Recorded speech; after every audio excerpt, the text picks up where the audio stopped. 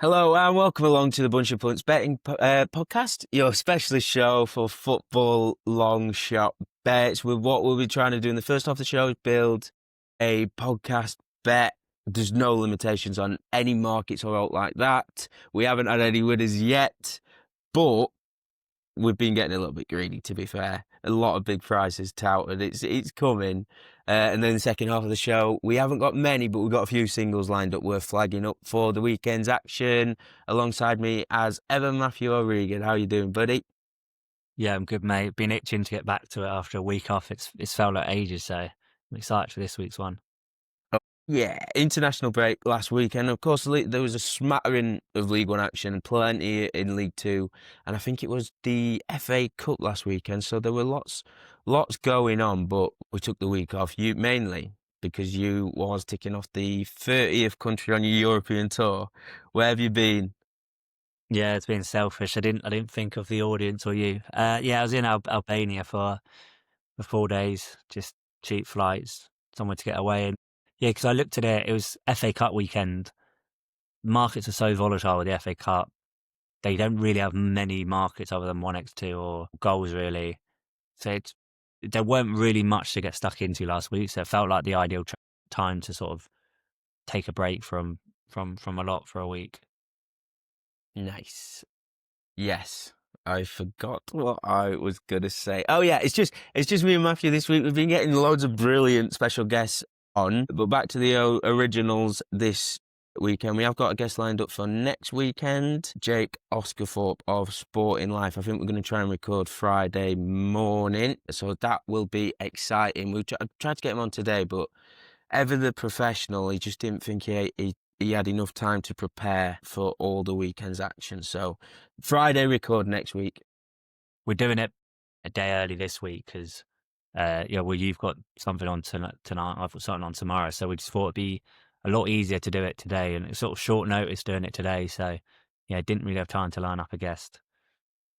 Yeah, but we'll have one next week. Right, so shall we get into the ACCA building? I'll kick us off because you were saying before we started recording, you haven't got tons of EFL. So we'll start off in the EFL Championship. There's a game between Norwich and Bristol City. It sort of ticks all my boxes. There's a bit of narrative, form lines up, I think, and I think there's a good price. So, Bristol City head to Carrow Road, and it's the Liam Manning derby. He obviously left Ashton Gate in the summer, and it was a bit controversial because he guided them to a playoff finish for the first time in 17 years, I believe. He's got a bit of a reputation of jumping ships halfway through projects, if you want to call that. He did the same thing when he left Oxford for Bristol City. Um, so he's got a bit of a sneaky reputation. I don't think he's very popular with the Bristol City faithful, and I don't think he's very popular with Norwich fans at the minute. They got battered in the Old Farm derby, and his post-match interview, the replies on Twitter, made for ugly reading. So I was sensing there's a bit of mutiny there. His side, Norwich, that is, are yet to win at home in the league. 4 defeats from as many games. They're scoring a goal a game and conceding twice as many. They haven't won any of their last 5-0 competitions, and their only win in their last 8 came against 10 men of Blackburn. And then, even then, I think the first goal were Josh Sargent penalty, and then the second, it were a really nice goal, but it came in injury time. So their only win, they didn't score 11v11. They capitalised on a man advantage, and then even then, penalty and a bit of a well-taken finish, both goals from Josh Sargent. So you can get him at 7-4, Matthew. I might be tempted to go into the Asian handicap. The main thing with this pick is the narrative, because in fairness, I've talked about Norwich's bad form. Bristol City come into this off the back of 4 without a win. They have won the XG battle in 3 of those, so make of that what you will, but I just think that the narrative's the main thing. I think it's going to be a bit of a cauldron at Carrow Road this weekend. I don't think it's a happy place. I can sort of imagine the whole stadium uniting in the hatred to Manning if they don't get off to a good start. You can get City, the Robins, at 7-4, which is the same price that they was at home to Ipswich for context. And I know it's home and away, but they did draw that game against Ipswich, and I guess you're sort of comparing apples to pears, but Norwich did get battered at Ipswich. It's just basically, I'll go around the houses, but I didn't know if it might be worth giving the context, if it's worth opposing Norwich. You can get Bristol essentially draw no better, even money. What do you think? I agree with the narrative, and I think Norwich have been shit this season, but I don't think Bristol City are anything. I think the Championship in general is just a poor league, and I don't think Bristol City are anything special. I think it's a tough one to call. I think game screams of a draw for me, and I personally don't think Bristol City are big enough to take if they're point higher maybe, or half a point higher maybe. I'm not too sold on them, but if you like it, I'm happy to park it and then come back to it. Yeah, I'm no, that's fair. just it's one of them. It's the narrative and that everything's perfect is one of them that goes against the stats with the narratives. But we spoke earlier off air just now about Bristol City. They're nothing. They haven't blown me away yet. They're sort of a very odd team. Like you said in the 4-1 over Sheffield United, it weren't a 4-1 game. I Yeah, don't think I've seen Bristol City and been massively impressed. They've sort of just coasted a bit, if you know what I mean. I just think I'd like a touch higher, especially away from home. yeah. So they lost at home against QPR. QPR scored twice from an XG of less than 0.5. Drew at home to Ipswich, good result. Drew 0-0 away at Preston. Stats wise, Bristol racked up like nearly 2.5 XG to Preston, who barely created anything. The away game before that in the league, they won 3-0 at Hillsborough.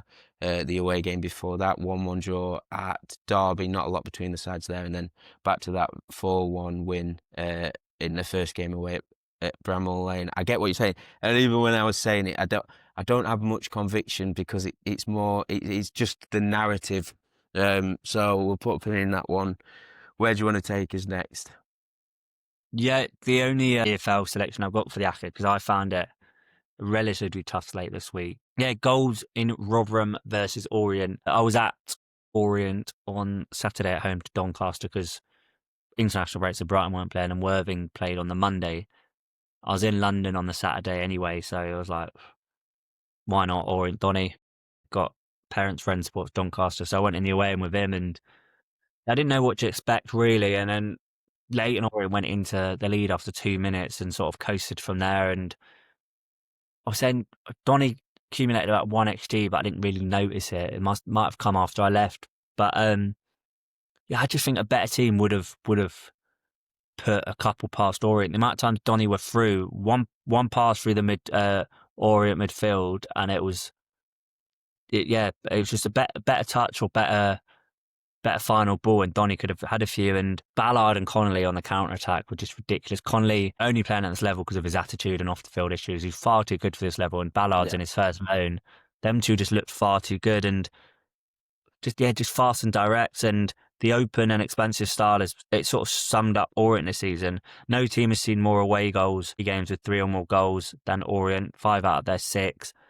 And only Bradford have featured in more matches surpassing over 2.5 goals, 8 out of 12. And Rotherham should be the ideal opponent for this attacking approach. The Millers are sort of set piece and counter-attacks a lot, and you like to oppose Orient a lot when it comes to set pieces. And I think coming against a team like Rotherham, you could do well from set pieces. And yeah, counter-attacking in set pieces versus a dynamic attack, it just screams goals for me. And Rotherham are one that I've never really looked at in the goal market because you just think, oh, it's Rotherham, it's going to be low scoring. But they rank 3rd for over 2.5 goals in the league, so just behind Orient and Bradford. So you've got two of the top 3 for this. Rotherham are in a relegation battle. They're at home. It's a game they should be winning, so I can see a front-footed approach, and that plays into the hand of Orient. And how bad Orient are defensively, I can definitely see at least both teams on the score sheet, and wouldn't surprise me to see Orient put a couple past. So, yeah, obviously had the benefit of watching Orient to see how open they are, and over 2.5 goals at 1.8 for me is a strong pick.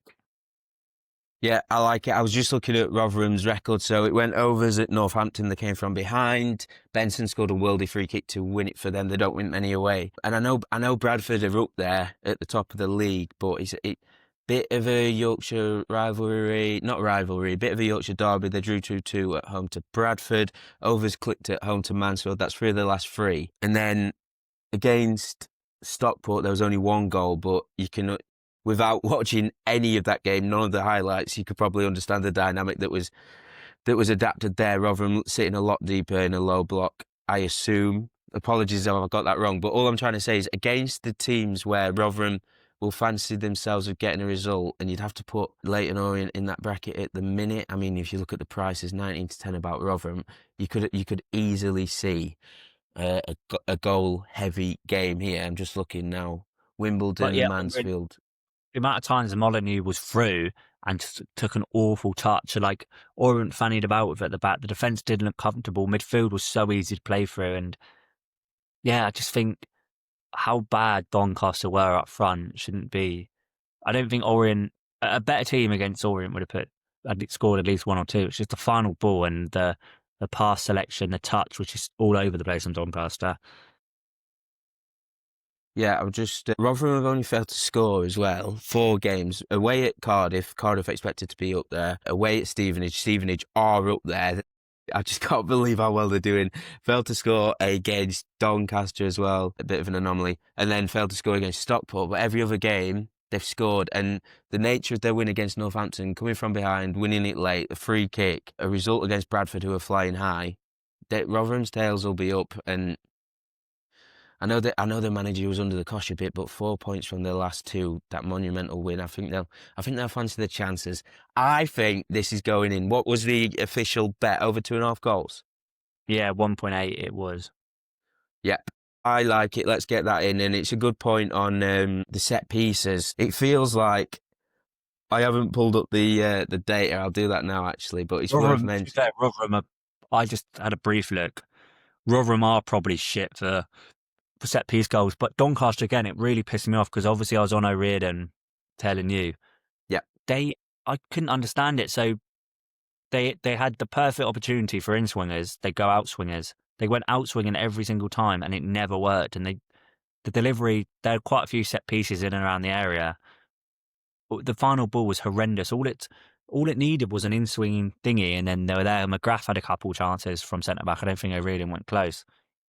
A team with a better delivery would punish Orient the amount of free kicks they gave away in and around the area.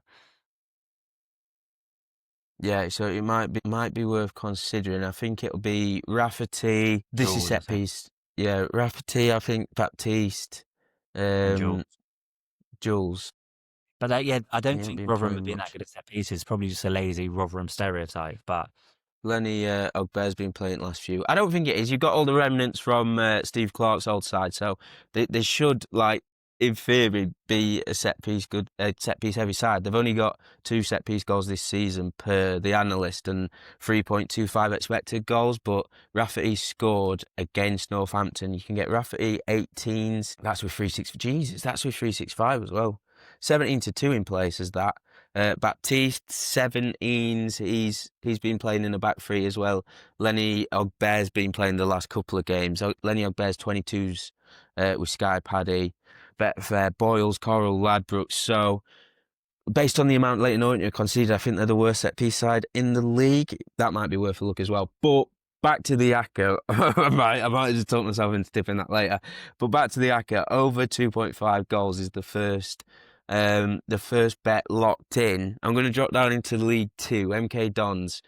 I've got them jotted down at 5 to 6 best price at home to Crewe. I'll just check that what it is with 365 because we tipped the ACCA with 365. You've got the early payout and you've obviously got the non-league markets to take advantage of. And from our experience, 365. well. What was that last bit? Sorry. You got Asian handicapped as well, which a lot of like Sky and Paddy don't do. Exactly. They are the goats. Yeah, MK Dons 5 to 6 at home to Crewe. And it feels like Paul Warren's slow burners. It feels like it might be the time to get on them. I was worried start of the season they'd start slow, but it feels like they're starting to hit stride. Last season, Warren took over mid-April, 4 games, no goals conceded. They only won 1, but clear signs he was building from the back. Started this season in a similar vein. I don't think they conceded in any of their first 3 games. Since then, they did concede in the next 8, 12 times to be exact, but the XG expected goals against, suggests they was unfortunate to concede as many as they did.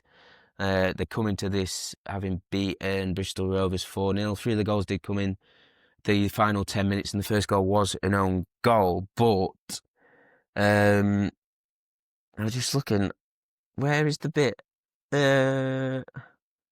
Yeah, there we go. They've won the last 3 in the league now. So it feels like MK Dons might be starting to justify their anti-post price as one of the favourites for the league. But Crewe, 8th, won 6, drawn 1, lost 5.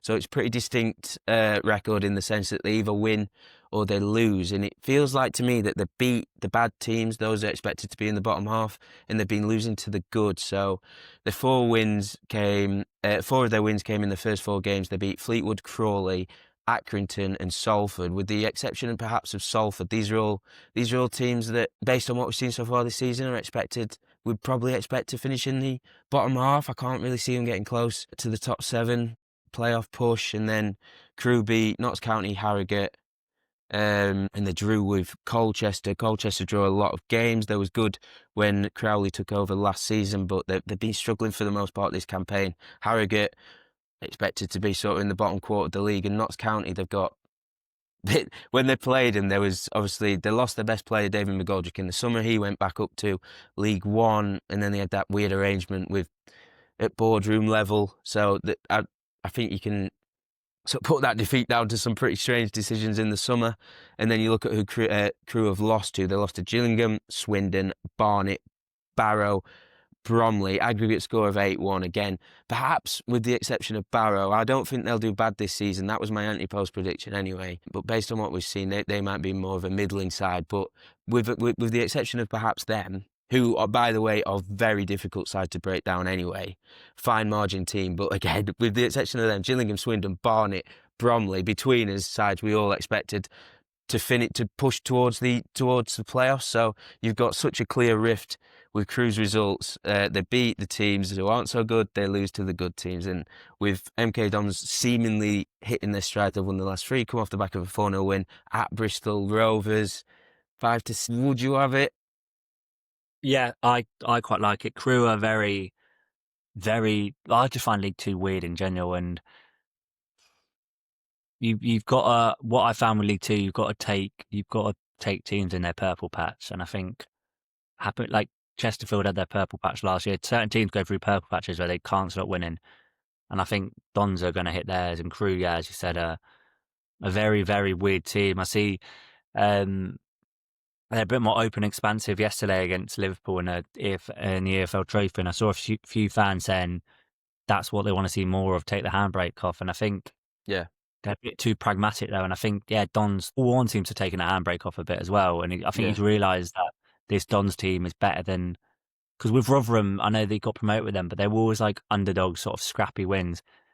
I think he's realised he's got the best team in the league by quite a distance, and he's letting them just go for it. And I think, it's a good time to get on MK Dons, so I do really like that bet.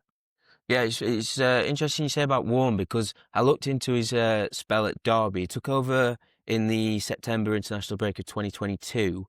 First 4 games, won 2, lost 2. And then it suddenly clicked. He went unbeaten in 15 league games, won 6 on the spin at the end of that run.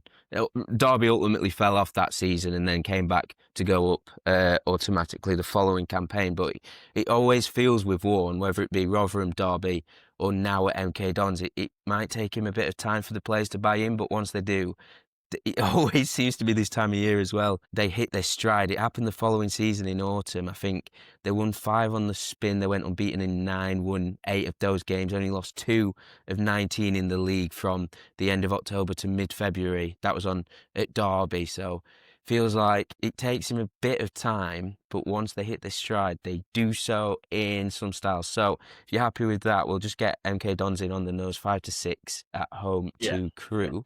So alongside over 2.5 goals in the Rotherham game, we're currently at 2.3. Where are we going next?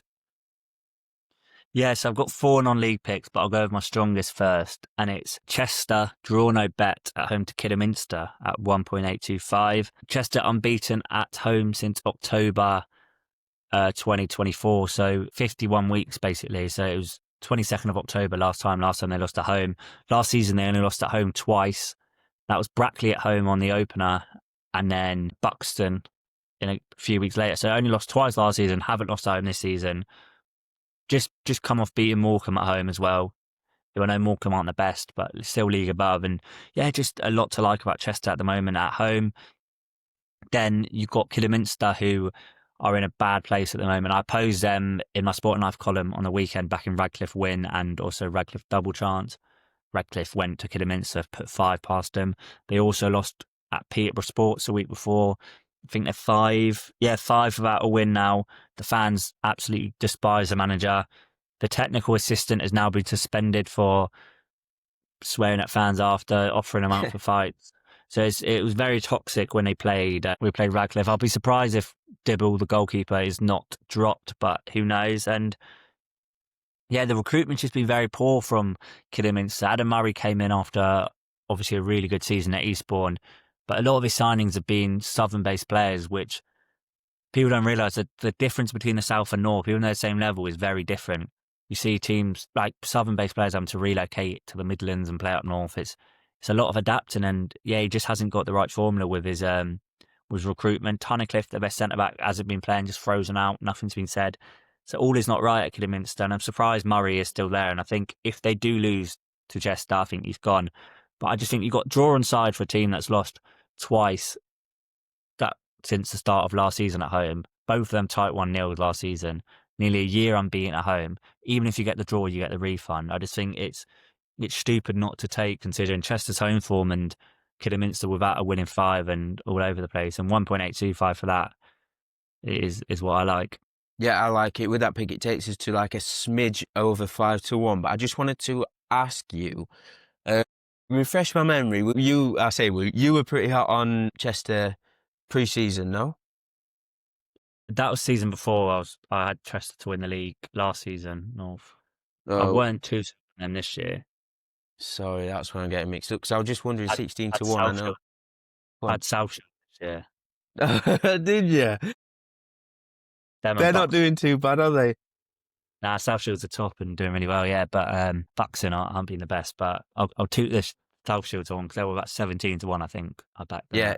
So, yeah, I just got mixed up. It was the season before. I was just wondering if you'd think there's any juice in the Chester 16-1 because you're still getting quarter odds each way terms to 3 places.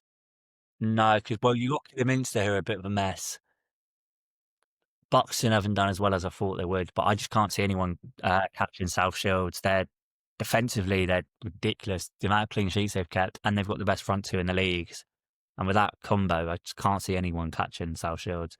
And then you've obviously got Fylde and teams like that will be up there. So no, I wouldn't touch that on Chester because away from home they're shocking, but at home, as I said, they're unbeaten in a year. So yeah. 1.825 for that. Now I'm getting mixed up. It might be in Fylde I was on about this year. Come down from the league above. I remember trying to warn you about Buxton. Every year people get suckered in by Buxton, but they just never seem to do it. Why have they got such a good squad? It just doesn't make any sense. Love McGrath, so I always get suckered in by Buxton, and I have this year. I still back up around.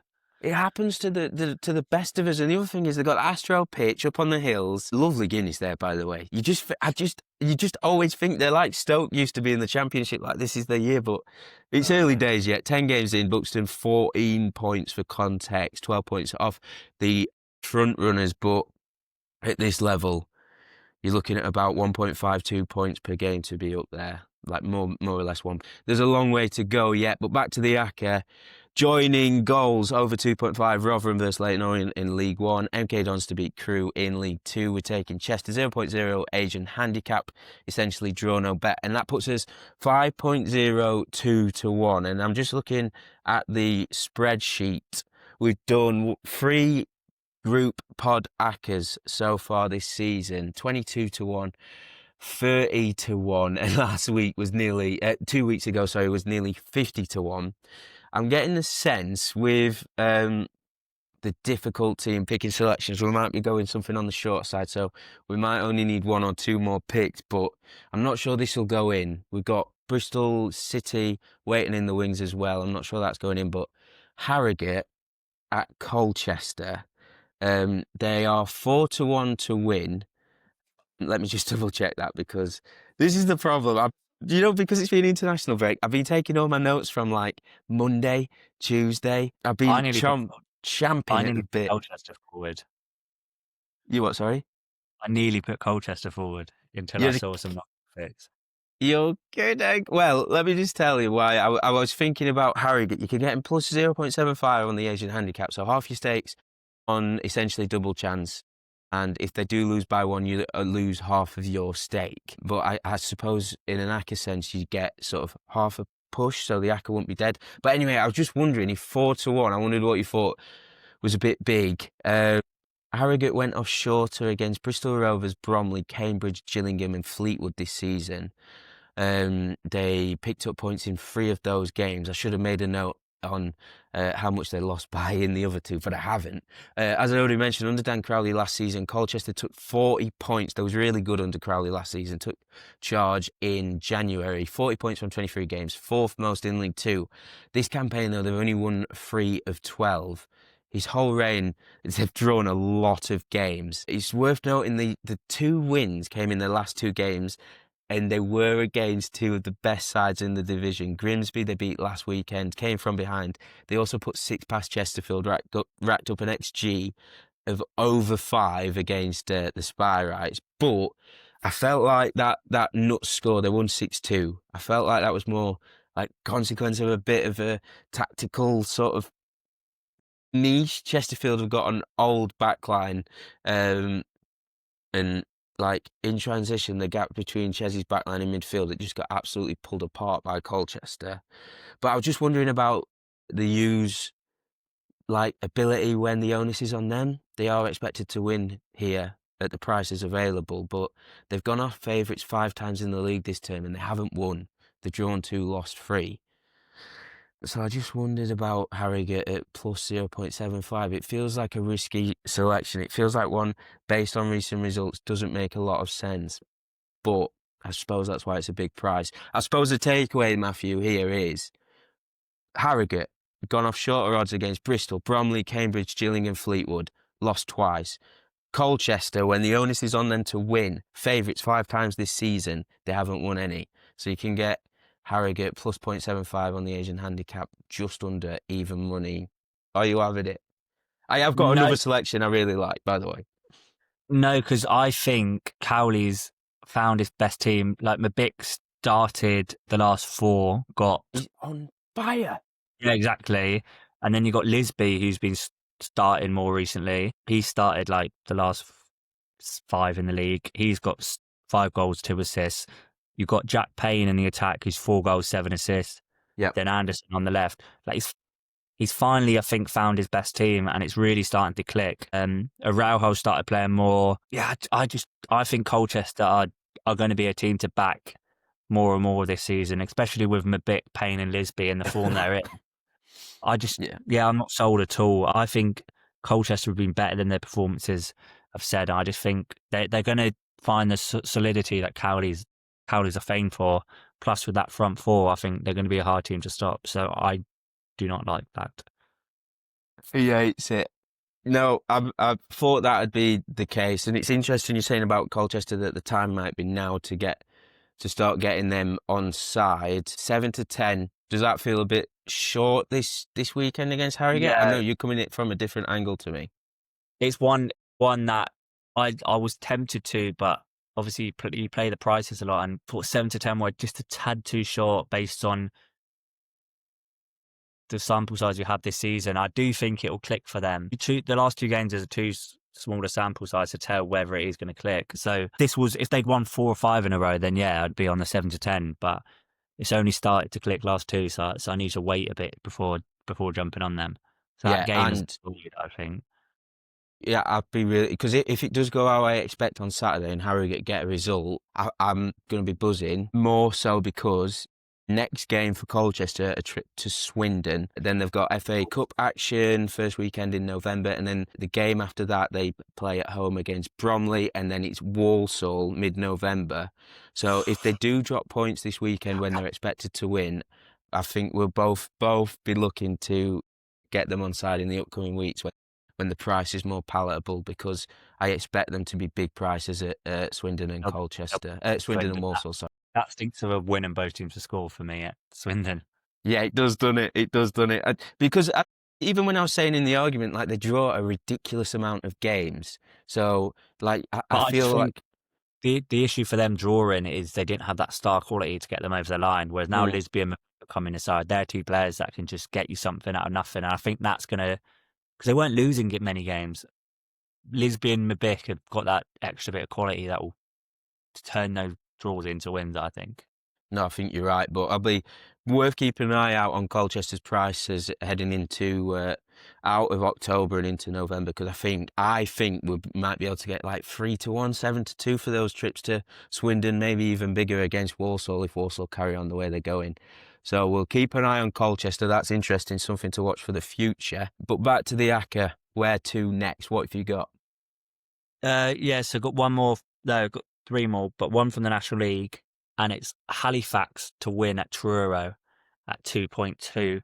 So before the season, obviously, would you say you might be different to me? Would you say you have a set of rules at the start of the season? Not a set of rules, but stuff to look out for and to avoid, and sort of obviously you're flexible with it. But one of my big no-nos was backing teams away at Truro, because I thought Truro are going to be impossible to beat at home.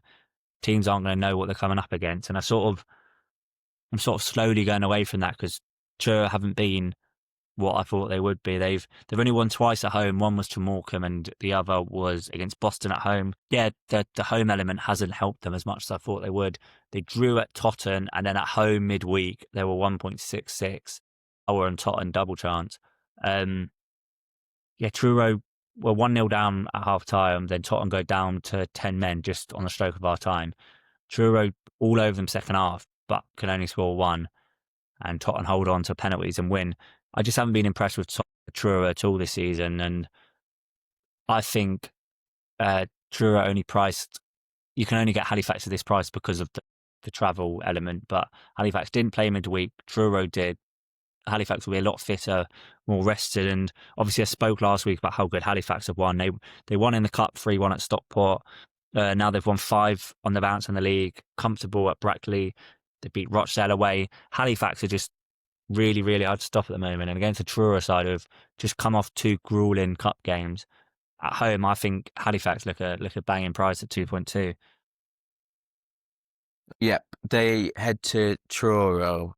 I think that's interesting. And what you say about the start of the season, like you got preconceived notions, haven't you, of what Yeah, you that's expect, who you think's going to be good, where you think they're going to be good, and you put those stances to the test in the early part of the season. And the travel aspect in uh, non-league, National League North and South is definitely something that needs to be studied because it has massive implications, especially when you have to assume a lot of sides are heading down on the day. yeah. There's not going to be many in North and South who can afford hotels the night before, so it's Could you? interesting. You had Boston and Morecambe, the two teams who lost to them. They're everywhere's a long journey, but Boston and Morecambe are two really, really big ones. I can, and they're the only 2 games they've won. But yeah, they lost 2-0 at home to Eastleigh. Obviously beat Morecambe 5-0. Morecambe are shambles, and Morecambe, to be fair, it was 1-0 going into half time. Then Morecambe got a red. Lost 1-0 at home to Rochdale. Threw away a lead at home to 9-man Aldershot. Beat Boston. Lost at home to Southend and lost at home to York. Truro aren't really scoring goals, and they're up against a Halifax team who are unstoppable. And I don't think the travel element for teams, it were more of a thing for the South when you got more part-time teams, but when you got full-time teams at this level, I don't think it's having as much as an impact as I thought it would. So so I'm sort of happy to back against Truro when I can now, until they start being priced a bit shorter. Yeah, I like it mainly because the extra. Is it still extra time in the FA Cup? It's still extra Yeah, time, they went is it? extra time and penalties. Yep. So extra 2 hours of football in midweek, and then as you say, Morecambe are all at sea. They'll have a lovely highlight reel of beautiful goals where they passed it into the net, but it doesn't really help if you're getting conceding 4 every week. And Halifax coasted away at Southport, 3-1 up by 50th minute, sort of just coasted to victory. Southport's not far at all. Truro had to go. It's one of their shorter journeys to Tottenham, which is like Southampton way, but still a long way for that. And then they had a quick turnaround Tuesday extra time penalties, now facing probably the most informed team in the league, who are odds against. I'm a big fan of Halifax recently. Yeah, the only blemish on Halifax's recent form is the 3-0 defeat at Southend, but they got a man sent off, didn't they, in the 70th minute, and then conceded twice in the 90. They conceded once in the 90th minute and then another in the 105th minute. So the 3-0 scoreline, perhaps not a full reflection there. The only thing, Matthew, I like this pick, and obviously you're the non-league expert, but I was wondering, I've just had a look, you can get them 0.0 Asian handicap, so essentially draw no bet. It's a smidge under 7 to 10, 1.675. Would it be all right if we put him in on the draw no bet? Just for Yeah, I an suppose. added bit of security. Yeah, Just I'll be back in the 2.5, like the minus 0.25. No, my brain's gone stupid here. But yeah, I'll be backing them on the handicap, slightly bigger odds for singles. But yeah, I think for the ACCA, the draw no bet is safe. I can't see Truro winning this. Wallop. Yeah, just the added bit of security. The nagging doubt. I know Truro, it hasn't come to fruition, but there's just some nagging doubt about the immense travelling down. I just think, for the sake of an ACCA, I'd rather get the push if it is honours even. In a tricky, well, by the way, so that selection, before we move on, joining goals in Rotherham game, MK Dons beat Crewe, Chester 0.0 Asian handicap at home to Kidderminster, Halifax 0.0 Asian handicap at Truro, a smidge over 10.00 decimals, so basically 9 to 1 at the minute. We could definitely take that, but I just wanted to mention one more pick from the Saturday 3 p.m s. I think it's my last Saturday 3 p.m. I'm just checking my notes. Oh yeah, have you got another couple? Yeah, I've got two, so that maybe squeeze in, but Yeah, we'll defo talk about them. I just wanted to mention Crawley's price at Shrewsbury, 21 to 10. Now, it's another one like the Harrogate pick. I'm having a lot of fun. I think it's because it's international break, like really getting into the nuts and crannies of some of these bigger prices. I'm gonna have to trump it a little bit. I got Burton on side last weekend, and I got Newport on side as well.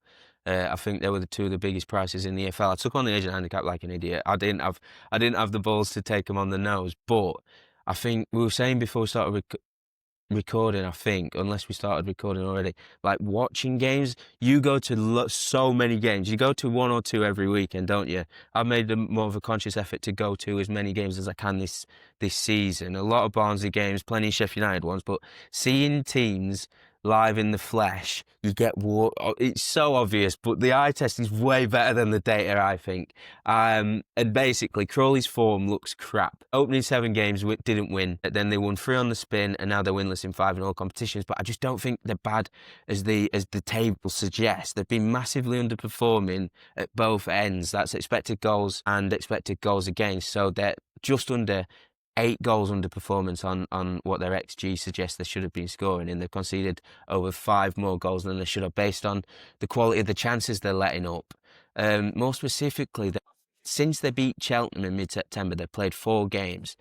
They've lost them all, but they've won the XG battle in 3 of them. They've only scored 3 goals, and they've racked up an XG of just under 8, and they've conceded 8, but based on their expected goals against, it should have been about half of that. So I just think they've been really unlucky. I know that these numbers, they're not everything, and the game state can have a massive bearing on them. But I looked, and Crawley they've been level for almost half of those 4 games. So it's not like they concede early and then they're chasing and they rack up loads of chances and high quality XG chances and all of that. I just feel like they've been really unlucky. Excuse me. In Shrewsbury, was it Cambridge 2-0 last time out? Game of very few chances. They are a poor side. Did you fancy them to go back to back, Shrewsbury? yeah, I had them and Cheltenham to go down this year. But what I will add on that, so you said game state, and against Barrow, they were chased. They were 1-0 down after 36 and 2-0 down by half time. I looked, they accumulated 2.45 XG, but about half of that were from the 82nd minute onwards, where obviously it's just kitchen sink time. And a load of that came from, I've got it here. So Harry Foster had a 0.17 XG in the 80th minute, then the same in the 85th. Ryan Loft had 0.13 in the 86th. McCurdy missed a good chance. A load of the chances were just like in flurries, like a pinball. Like 0.5 XG all came in the same sequence, but sort of just typical pinball. I just think against Cambridge, they were 3-0 down by 57, accumulated 1.91 XG. 0.98 of that was just from humongous chance tap in. Yeah. I just think a lot of their XG comes late on when they're sort of kitchen sink time. Yeah, I don't know. I'm just not sold on Crawley at all. Yeah. Yeah. The most important thing is price, and the thing that got me back up was Shrewsbury went off a very similar price. Yeah, They've drifted. price is on Sorry. your side. I agree. Like, it's one that you play the price, because I really don't like Shrewsbury. But Shrewsbury and Appleton's a defensively quite astute manager, isn't he? Not this season, and Crawley Yeah, don't really I don't look at that Crawley side and be like, who's scoring the goals for them? yeah. Well, McCurdy's fell out of form. I don't know where he's been playing. He was playing up front, but I don't know if he's been shifted here, there, and everywhere again. It was just that price. Shrewsbury went off similar against Accrington, and drew 0-0. And I think Crawley are a better side than Accrington. But again, it's one of them. It's one of them. Like, you look at the form, you look at the stats. It doesn't make a great. I just thought Crawley were a touch big. What is it? A little bit over 2-1. I just think, yeah, like I said, a lot of their XG comes from them slow starting, chasing games. I don't know. I just think, again, it is paying the price, and I don't think Shrewsbury should be that short, but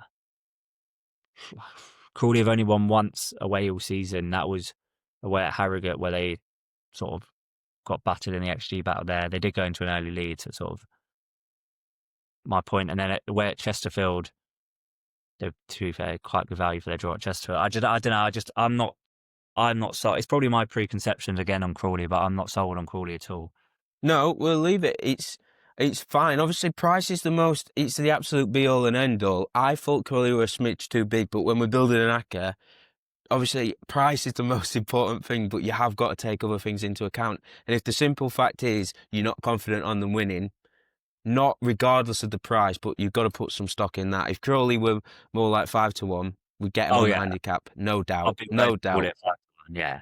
Even 4-1, 7-2, we probably would. But at this price, you've got there's probably just not enough wiggle room to be convinced on them. I get that. So we'll leave them. You've got a couple more selections though. Yeah, I'll rattle through them quick because we've been a while to fair this ACCA. So Oxford City versus Southport. Oxford scored 2+ at evens. Oxford are really, really struggling this season, sat in 22nd. However, goals has not been their issues. It's defensively. Only the top 5 have scored more than Oxford's 18s. They've scored in all bar Scarborough away, who are a very good team. You come into this after scoring 3 at Chorley, and Southport are just a team I oppose every away game.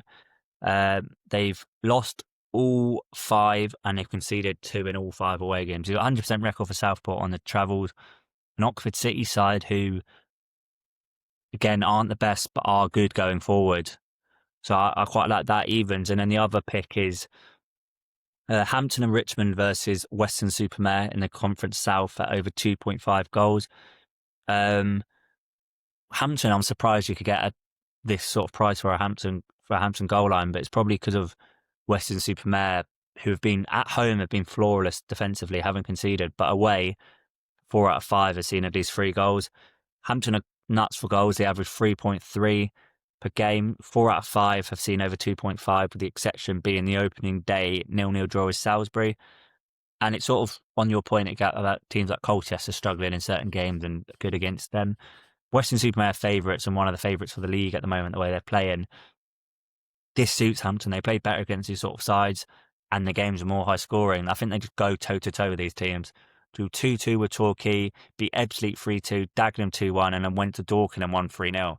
So against the better teams, their games see goals. Well, all their games see goals. But yeah, I just think the bookies have priced it a bit shorter than I expected, a bit higher, sorry, than I expected because of Western at home haven't conceded yet, but away they're more open. So yeah, they're the two selections I like: Oxford 2+ at evens and Hampton over 2.5. If you had to, well, with both of them would be over just under 34 to 1, 33.84 to 1. Do you want them both in? Have you got a favourite? I can't. I won't want to both in because I think we need to lower the ACCA Yeah, considering the that's hit. what I was thinking. Let's get one on board. But I do really like both them picks based on what you just said. I don't know based on what you just said about Southport on the road. I don't know if Oxford City to score twice. I don't know if that's where I'd be leaning. What do you think? Yeah. Ooh, I'd But go then again, Hampton. I'll go yeah, Hampton. Because Oxford, you got more. The hit rate in Hampton Western's higher than the hit rate in Oxford Southport combined. So yeah, I'll go Hampton. yeah. And to be honest, just looking at it, I don't know if we were taking a bet in the Oxford City Southport game. I don't know if I'd just be tempted to take Oxford on the nose instead of 11-10 instead of taking them to score twice. No, I can't trust Oxford enough defensively to do that. This sort of team that they'd score. Wouldn't surprise me if they went and lost. I know Southport have lost all 5. It wouldn't surprise me to see Southport go and beat them 3-2 or something. They're that shit defensively, but good going forward. But yeah, I think I'll go over 2.5 in Hampton versus Western.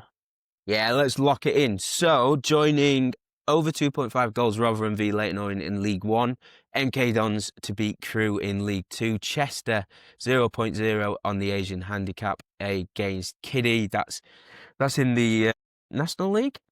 It's National North? Law.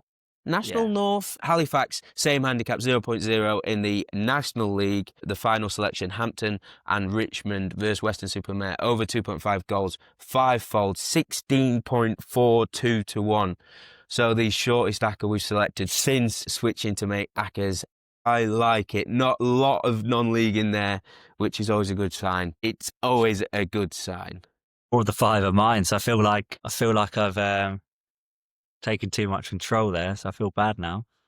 No, it's fine because when MK Dons go 2-0 up there, I can just sit back and relax. My work is Yeah. done. Yeah, it's one of. I'm waffling a bit, but I'm in one of them stages at the minute where I'm just fucking right into looking at these big prices and just finding enough of a reason. Like Crawley doesn't make sense. It'll be nobody's last man pick. Same with possibly Bristol City at Norwich, but I'm just mad into it. And you know them type of bets where you're tipping and it feels uncomfortable to write them. You feel like you have to properly like explain like, no, I think this is a good bet because. Do you know what I mean? When you feel weird when you're tipping them. But Yeah.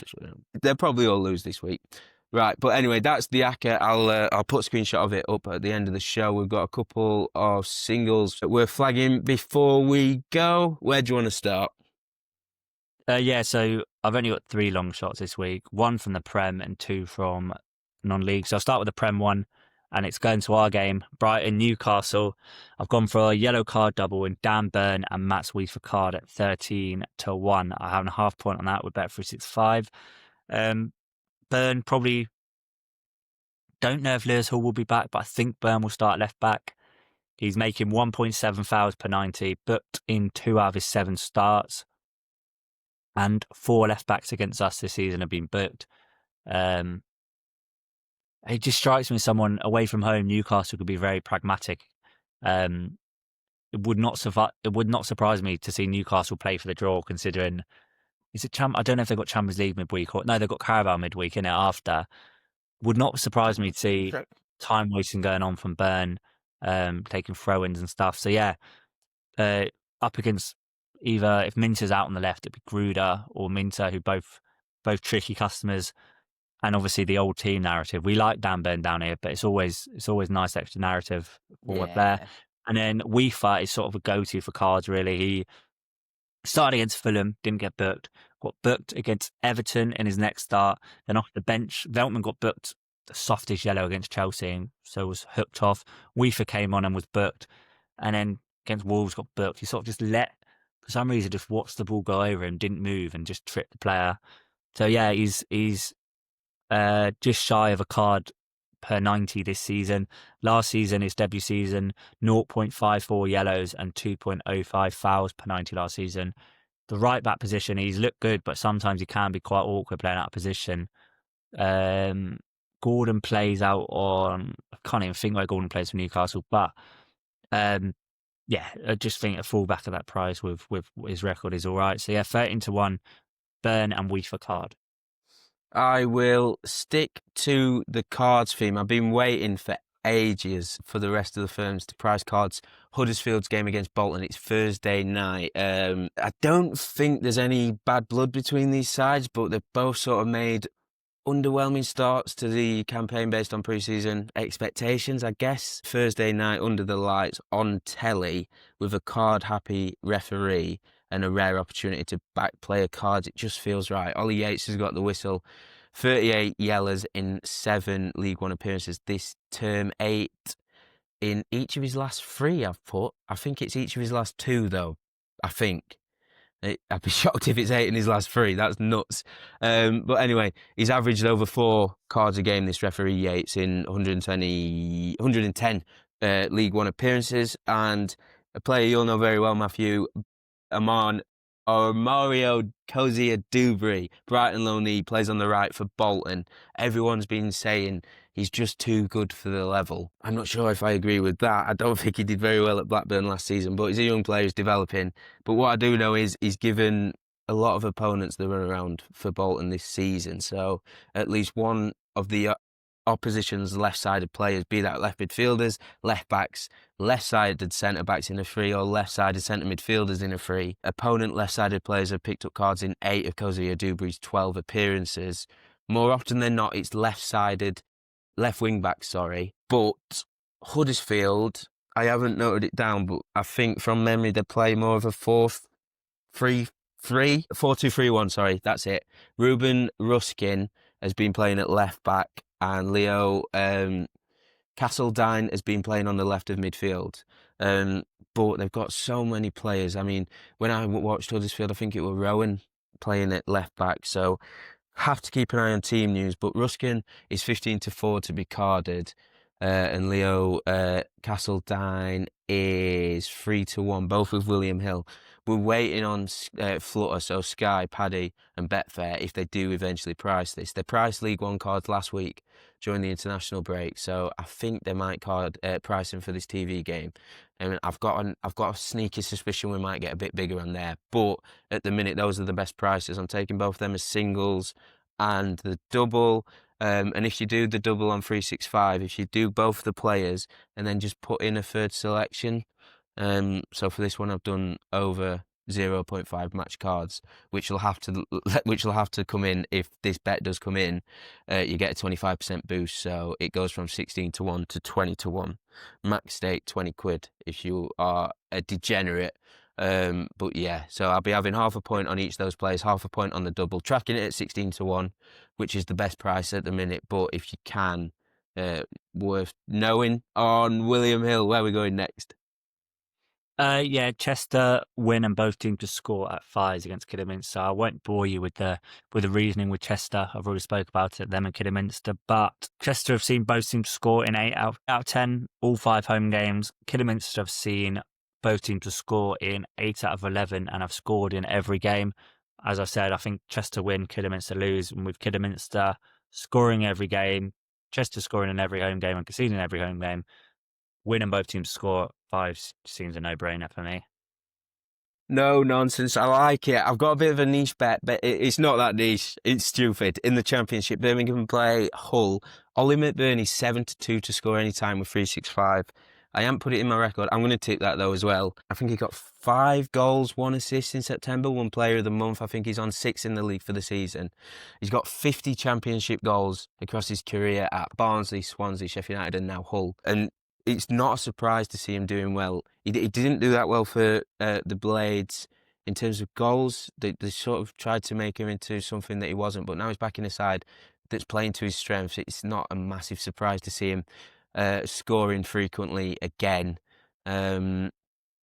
he was 100-1, I think, Anthony Post to win the top goal scorer in the division. He's now 10-1.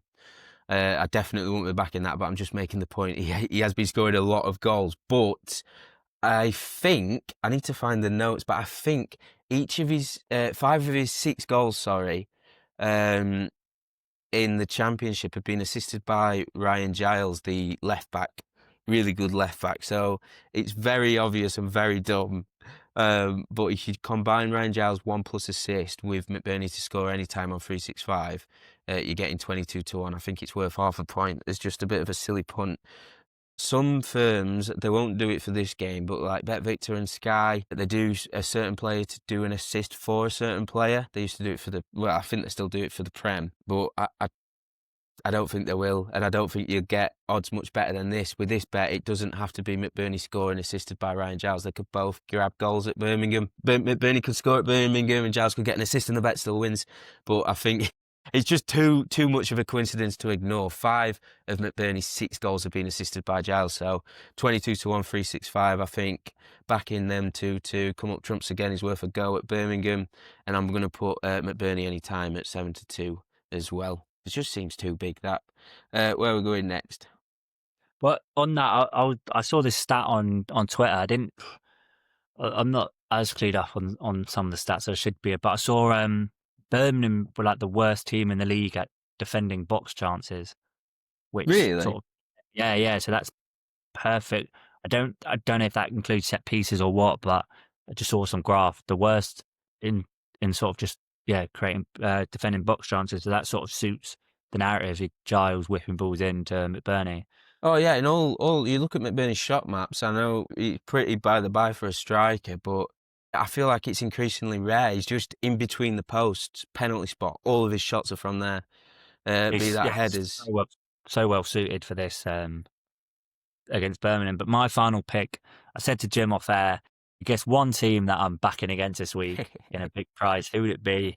And it's Dagenham, who I back against every week. And they picked up a bit, but looking into it, Torquay away, they've compact part of the bus, sort of didn't let Torquay play. Dorking away, Dorking should have been out of sight by half time. 0-0 draw. So I think Bradbury's formula will be don't lose away and then open expansive at home. And obviously, I've gone and watched Dagenham this season. I've seen them a couple times, only once, but I've seen like highlights, bits and bobs. At home, they're so open, they're so easy. All it takes is ball in behind the midfield. They play with the midfield's so easy to play through, and then all it takes is a little clip in behind. Their defence are so slow at running, so if they play at home, they try to be way more expansive, and it don't work. Whereas away from home, and then they're playing an Enfield team who, again, I've watched this season.